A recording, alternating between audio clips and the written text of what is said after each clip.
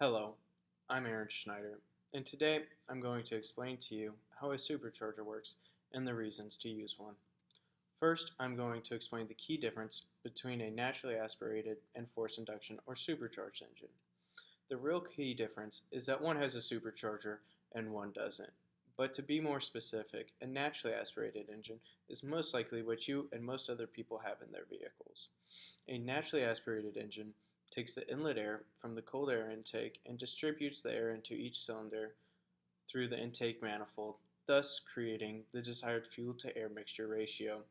A supercharged engine takes the inlet air from the cold air intake and compresses it, thus increasing the fuel-to-air mixture ratio. Now, a quick definition of what a supercharger is. A supercharger is a device that increases the overall pressure of the inlet air by compressing it. This compressing of the air is to increase the overall fuel-to-air mixture ratio in an internal combustion engine in order to create more power with great efficiency. As you can see on your screen, a supercharger is quite a large device bolted onto the top of an engine. A supercharger has three main elements or parts. These parts are the housing, the blades, and the pulley. The figure I have added to your screen should help you visualize how the following process works.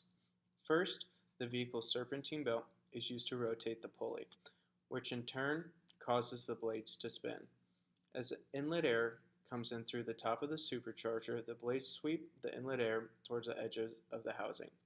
It is important to note that the blades do not touch each other or the housing as they rotate. However, superchargers are designed so that as the blades rotate, they get as close to each other and the edge of the housing as possible. This sweeping motion is what causes the compression of the inlet air. Once the inlet air has been compressed, it is now ready to be discharged from the bottom of the supercharger. This inlet air, however, becomes very hot, which means it is less dense, so it first passes through an intercooler. An intercooler is a device that is connected in between the bottom of the supercharger and the intake manifold that cools the compressed air before it enters the intake manifold. Or in other words, an intercooler can be thought of as the radiator for the supercharger. Intercoolers are very important for supercharged engines.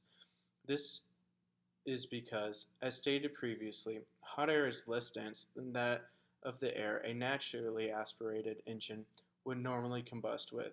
So, this air needs to be cooled down in order for the compressed air to increase the engine's performance. Finally, once air has been cooled, the intake manifold distributes the air into each cylinder where it is instantaneously mixed with the fuel and combusted to create more power efficiently. To finish up my presentation, here are some reasons why some people choose to supercharge their engines. The first major reason anyone supercharges an engine is to create more power. The addition of a supercharger, when given the correct supporting modifications, can increase the horsepower of any given engine by up to 25%, which is really useful for cars you plan on racing. Another reason to supercharge an engine is for people who live in higher elevations where the air is thinner, causing a loss in power in naturally aspirated engines. Since a supercharger compresses the inlet air, the thickness of the inlet air does not matter. Superchargers are also commonly used on prop-driven aircraft for the same reason. Once again, I'm Schneider, and I hope you found this video helpful. Thank you.